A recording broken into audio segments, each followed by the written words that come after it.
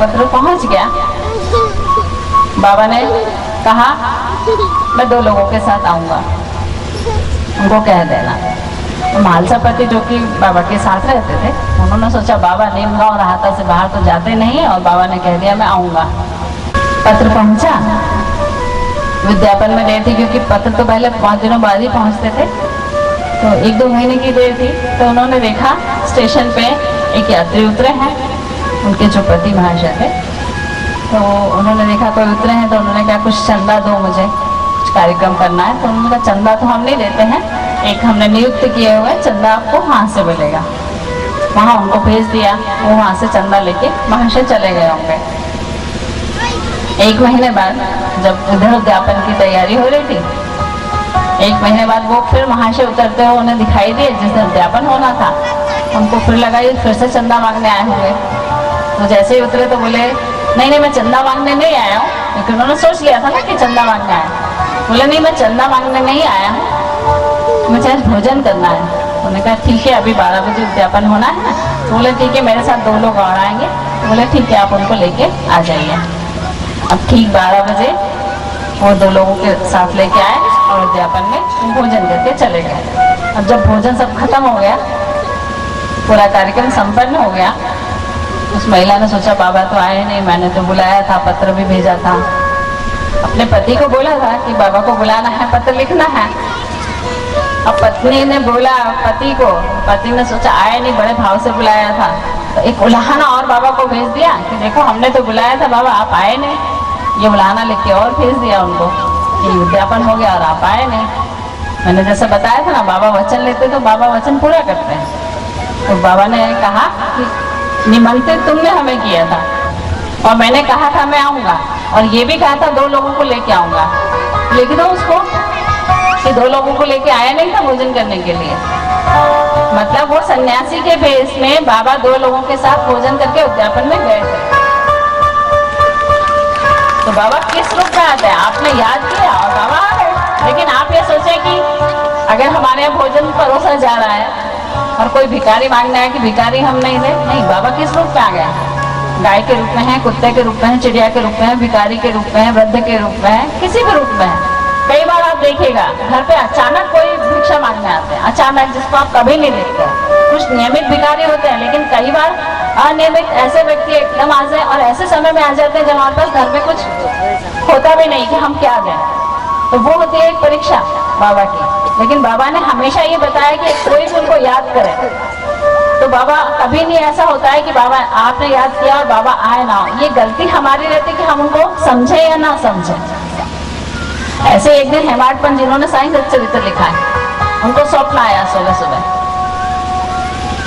कि बाबा ने कहा है मैं तुम्हारे घर भोजन करने आऊंगा। वो होली के दिन का समय था। उन्होंने सुबह उठ के अपने पत्नी को कहा कि आज थोड़ा भात ज्यादा बना लेना, आज बाबा भोजन करने आएंगे। पत्नी ने कहा बाबा इतनी दूर से अपने घर रूखा सूखा भोजन करने आएंगे? तो भी पति ने कहा नहीं, तुम बना तो लेना, बाबा ने कहा है तो आएंगे जरूर। अब ठीक है, भात ज्यादा बन गया, सारे लोग खाने बैठ गए, कुंडी चढ़ा दी गई, परोसने की तैयारी हो गई। जैसे कि एक परंपरा है, घी देने की परंपरा है कि जब भोजन शुरू होता है तो घी वितरित किया जाता है। जैसे कुंडी चढ़ाई, सीढ़ियों पर से ठक ठक ठक किसी के चढ़ने की आवाज आई, कोई सीढ़ी चढ़ के आ रहा है।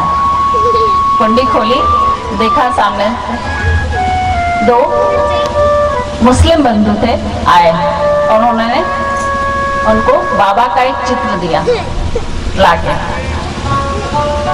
तो हेमाडपंत अभिभूत हो गए कि उन्होंने कहा ये चित्र। तो उन्होंने देखा सब भोजन की व्यवस्था, और बोले नहीं, आज आप भोजन करिए, मैं चित्र की बात आपको बाद में कभी बताऊं। तो हेमाडपंत जी ने वो जो एक स्थान खाली रखा था, जो बाबा को आमंत्रित किया है आपने, तो आप उनकी जगह भी बनाओगे। उसी भाव से उन्होंने सुबह उठ के तो बनाया भी था भात, और जब जगह बनाई थी सबके बैठने के लिए तो एक स्थान खाली भी रखा था बाबा के लिए।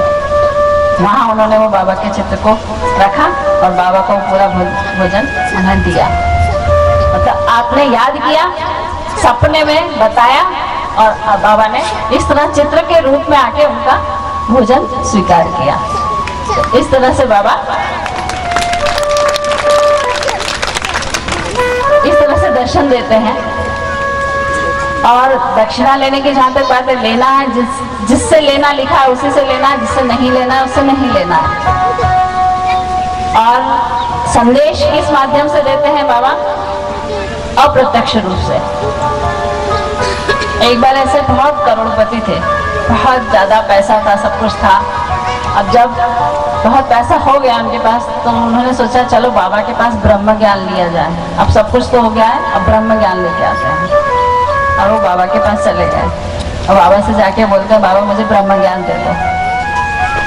ब्रह्म ज्ञान क्या है ये पता नहीं है, कैसे मिलता है ये भी पता नहीं है, लेकिन बाबा के पास जाके बैठ के बाबा मुझे ब्रह्म ज्ञान दे दो। बाबा ने कहा बैठो मैं ब्रह्म ज्ञान दूंगा। बाबा के पास भक्त आते जा रहे हैं, जाते जा रहे हैं, वो बैठा देख रहा है। बहुत देर हो गई, विचलित हो गया क्योंकि धैर्य नहीं था ना। सबसे पहले जीवन में बाबा के दो मंत्र है ना, श्रद्धा और सबूरी। एक तो श्रद्धा होनी चाहिए किसी के भी प्रति, श्रद्धा से अगर पूछते हैं तभी तो पत्थर में भगवान दिखते हैं। और दूसरा है सबूरी, धैर्य। कोई भी बीज हम बोते हैं तो तुरंत से फल नहीं मिल जाता है, फल आने में भी समय लगता है। तो हमें धैर्य रखना चाहिए। अब वो व्यक्ति जो महाशय थे, पैसा तो बहुत था लेकिन धैर्य नहीं था, विचलित हो गए। हर थोड़ी थोड़ी देर में सोच रहे बाबा मुझे ब्रह्म ज्ञान कब देंगे, बाबा मुझे ब्रह्म ज्ञान कब देंगे, सोचने लगे। 2-3 बार बाबा से बोले भी बाबा आप सबको तो बताते जा रहे हो, सब पे कृपाएं करते जा रहे हो, मैं इतनी दूर से चल के आया हूँ और सब कुछ छोड़ के आया हूँ। मतलब बाबा के ऊपर ब्रह्म ज्ञान लेना भी है और एक एहसान भी करना है कि सब कुछ छोड़ के आया हूँ, आप मुझे ब्रह्म ज्ञान दे दो।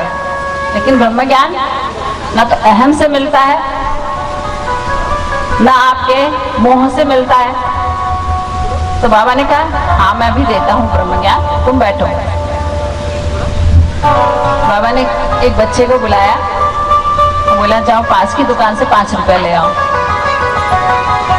लड़का गया, वापस आया, बोले वहां तो ताला लगा हुआ है, वहां तो कोई नहीं है। बाबा ने दूसरी जगह भेजा, उसने आके वहां से भी मना कर दिया कि वहां भी कोई नहीं है। तीसरी जगह भेजा, वहां भी उसको नहीं मिला। वो व्यक्ति बैठा बैठा देख रहा है, बाबा भेजते जा रहे हैं और बार बार इस बात को इंगित भी करते जा रहे हैं उधार लेके आ। उधार हम कब लेते हैं? जब हमारे पास नहीं होता है तभी उधार लेते हैं। तो बाबा का कहना क्या था? उधार ला क्या? वो देखता जा रहा है। अब सुबह से शाम हो गई, बैठे बैठे बाबा कुछ नहीं कर रहे हैं और उस बच्चे को इधर उधर दौड़ाते जा रहे हैं, 5 रुपए लेके आ, 5 रुपए लेके आ। और वो बच्चा बार बार जवाब दे ही जा रहा है। ऐसा तो हुआ नहीं होगा कि सभी बंद हो गए, लेकिन ये बाबा की लीला थी, कहीं उपदेश करने की लीला थी। बाबा ने अपने जीवन में कभी किसी के कान में कोई मंत्र नहीं फूका, कोई दीक्षा नहीं दी, कोई संप्रदाय नहीं बनाया, कोई पूजा पाठ की पद्धति नहीं बनाई, कोई उपवास का नहीं बोला। सिर्फ बाबा का तो एक ही उपदेश था कि भूखे को भोजन कराओ। और बाबा के जो 11 वचन मैंने आपको बताए कि 11 वचन जो हैं वो बाबा के वचन हैं और बाबा आते हैं। बाबा को याद करो, बाबा आते हैं। जब भी बुलाओगे, भूख लगाओगे, बाबा बिल्कुल खाएंगे, किसी भी रूप में खाएंगे। तो बाबा ने उसको उपदेश देना था, तो वो सभी जगह से निराश होके बच्चा आ रहा था।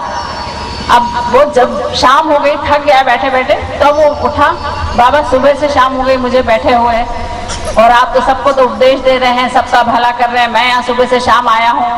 अब बोला ही होगा, थोड़ा सा भी पैसा आ जाता है ना तो घमंड तो बिल्कुल आ ही जाता है कि मैं इतना काम छोड़ के आया हूँ, इतना ये करके आया हूँ, मैंने इतना ये किया है, अहंकार।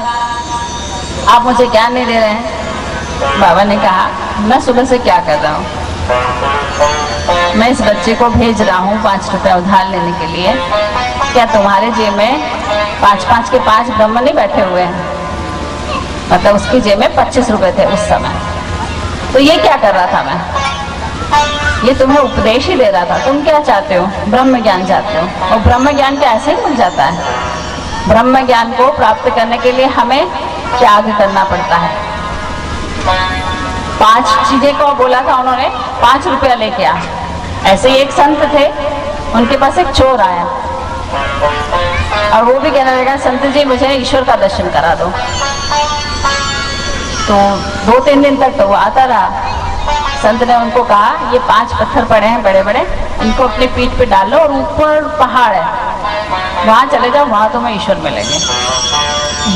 अब जब ईश्वर को प्राप्त करना था तो जो आज्ञा थी उसने किया, अपने 5 पत्थर उठाए और ऊपर पहाड़ी पर चढ़ने लगा। बहुत तेज चढ़ता, संत भी साथ साथ चले, चढ़ता गया, थोड़ी दूर चढ़ा, थक गया, पसीना आ रहा है, पानी की प्यास लग रही है। संत ने कहा एक पत्थर नीचे फेंक दो, थोड़ा भार कम हुआ, फिर चढ़ना शुरू किया धीरे धीरे, फिर थोड़ा और चढ़ा, धूप तेज हो रही है, पसीना पसीना हो रहा है, कभी चढ़ा नहीं, चोर था तो चोरी से कमा रहा होगा, मेहनत तो बिकी नहीं होगी, थकता हुआ जा रहा है। संत ने कहा दूसरा पत्थर फेंक दो, फिर और चढ़ा और ऊपर चढ़ा और ऊपर चढ़ा, फिर और थक गया।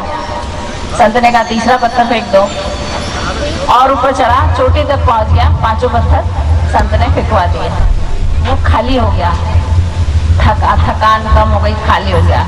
संत ने तब उसको यही उपदेश दिया कि जब तुम चढ़े थे 5 पत्थरों का भार तुम पे है, जब ये 5 पत्थर, ये 5 तरह की वासनाएं, काम, क्रोध, लोभ, मोह, अहंकार, ये 5 वासनाएं जब तक इस शरीर में रहती है तब तक उस ईश्वर के दर्शन नहीं हो सकते हैं। तो बाबा ने भी वही 5 चीजों का 5 रुपए लाने का जो उसको दृष्टांत दिया था, और वो जो पास में बैठा था वो इतना सारा मोह लेकर तो बैठा था ना। जब तक आप मोह में पड़े रहोगे, जब तक ये वासनाएं हमसे नहीं छूटेंगी, जब तक हमारा शरीर पवित्र नहीं होगा, तब तक ईश्वर के दर्शन नहीं हो सकते हैं। हमें अपनी तन की शुद्धि, मन की शुद्धि सब करनी पड़ती है। भाई तन की शुद्धि तो हम नहा के कर लेते हैं, और मन की शुद्धि, तन की भूख हम भोजन खा के तृप्त हो जाते हैं, और मन का भोजन, आत्मा का भोजन, उस पर तो हम कभी ध्यान ही नहीं देते। तो हमें तन के साथ साथ मन की शुद्धि पे भी उतना ही ध्यान देना चाहिए जितनी हम तन की शुद्धि पे देते हैं। मन की शुद्धि का ध्यान क्या? मन की शुद्धि है किसी के बारे में भी हम बुरा विचार ना करें, बुरा ना सोचें, ईश्वर का ध्यान रखें, भक्ति करें, कर्म करें, दान करें, पुण्य करें। ये सब चीजें करने से हमारा मन शांत होगा, पवित्र होगा। तो बाबा ने उसको जो 5 रुपए लाने की बात कही, और संत ने जो 5, ये सब है काम, क्रोध, लोभ, मोह, अहंकार। जब तक ये हम में रहेंगे, उसको ब्रह्म ज्ञान तो लेने आया था, लेकिन वो पैसों का मोह नहीं छूट रहा था। 25 रुपए लेके बैठा था। जब ब्रह्म ज्ञान लेने आए हो, बाबा ने 5 रुपए मांगे, तो आपको सबसे पहले निकाल के ये लीजिए बाबा 5 रुपए।